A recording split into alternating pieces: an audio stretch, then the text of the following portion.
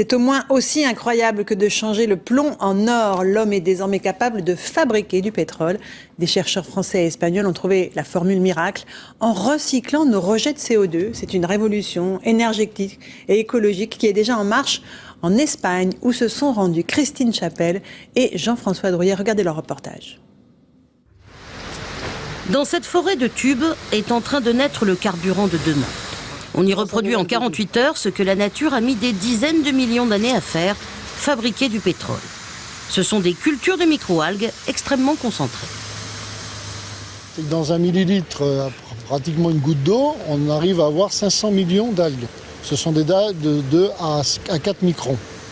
Pour nourrir ces végétaux, il faut de la lumière, bien sûr, c'est la photosynthèse, et du gaz carbonique, du CO2. Et c'est là qu'est le génie de l'histoire. Ce CO2, on le récupère directement via un pipeline de la cimenterie voisine. Gavé de gaz carbonique, les algues se multiplient. Ce super concentré végétal sera ensuite filtré pour en retirer l'eau et les oméga 3. Puis la pâte obtenue sera transformée par craquage à haute température et haute pression en pétrole artificiel. L'objectif à terme de cette usine, sur une superficie de 40 hectares, nous absorberons 450 000 tonnes de CO2 par an. Nous obtiendrons 230 000 barils de pétrole et à peu près 3 000 tonnes d'oméga 3 principalement. L'ingénieur à l'origine du projet, c'est lui, Bernard Stroiazzo-Mougin.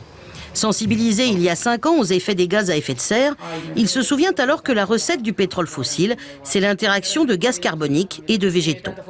Il contacte un chercheur de l'université d'Alicante, spécialisé dans les microalgues. Je lui ai montré mon schéma et je lui ai dit voilà mon idée.